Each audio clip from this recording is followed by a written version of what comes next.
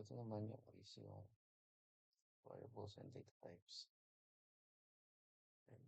So, yung first line is, inaas niya yung user nag-type ng name ng item. Ganun din sa Qt1, enter quantity. Inaas niya yung user ng enter ng quantity. Ganun din sa pare-paras lang yan na hanggang item 3. And then dito naman tayo sa amount equals Qt1 unit 1 multiplied by unit 1. So in this is kina-calculate niya yung total price by using asterisk as multiplying and multiplying sign and yung asterisk. Ganun din yung amount 1, 2, and 3. Pare-parehas lang yan. Parehas lang yan ng function. So, dito naman tayo sa grand total.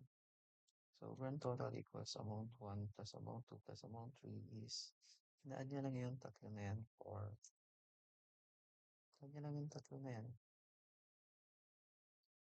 And then, dito naman tayo sa print, modulus d, x, modulus s, and, that, tas, peso sign, and modulus point 2f. And then, ito na yan. So, yung modulus d is a placeholder for an integer. And then, yung module, yung yung s na yan is placeholder siya for a string. And then, yung point 2f naman is for float. So, dito is, piniprint niya yung total. Ayan na, point 2 total. Yan. And then, yan na yung lalabas. Print total. Yan yung total ng Ito kasi kinolog natin yung grand total. Yung grand total is, ayan na.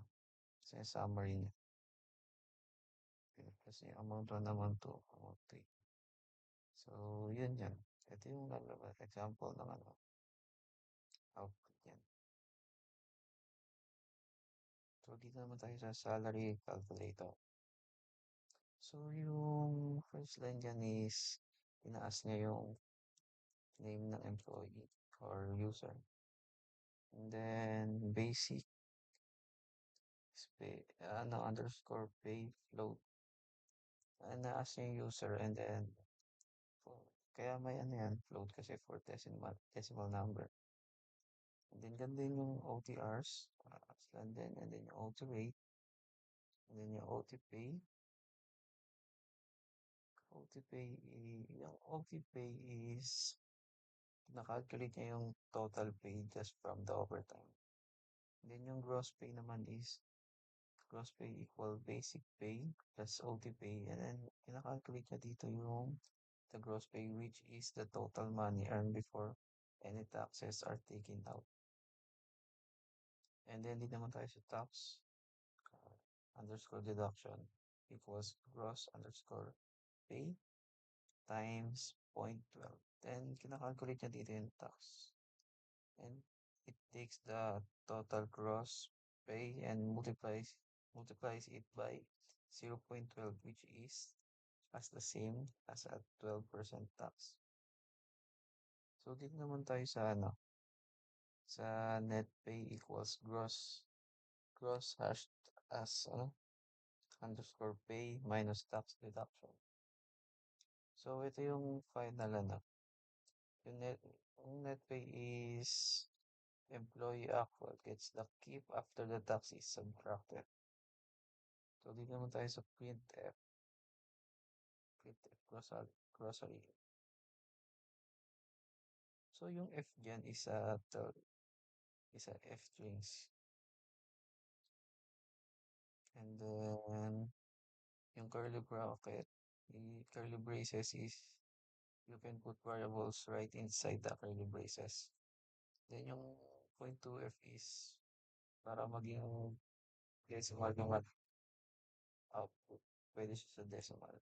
So, then yun yung example na output na makikita nyo dyan.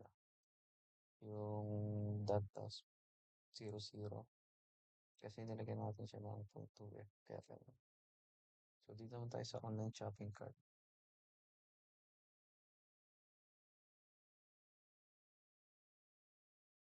So, yung online shopping cart, ganun din.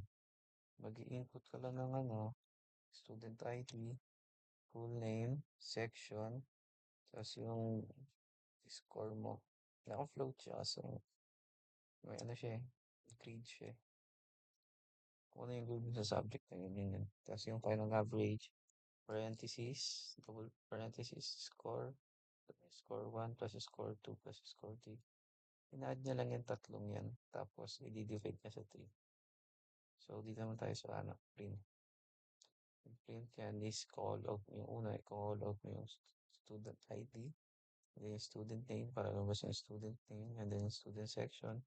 Then yung i-call out mo na yung ano, yung grades ng ano, score 1, score 2, score 3. Tapos yan is yung average nila. So, yun. Final average. And then, ito yung sample output.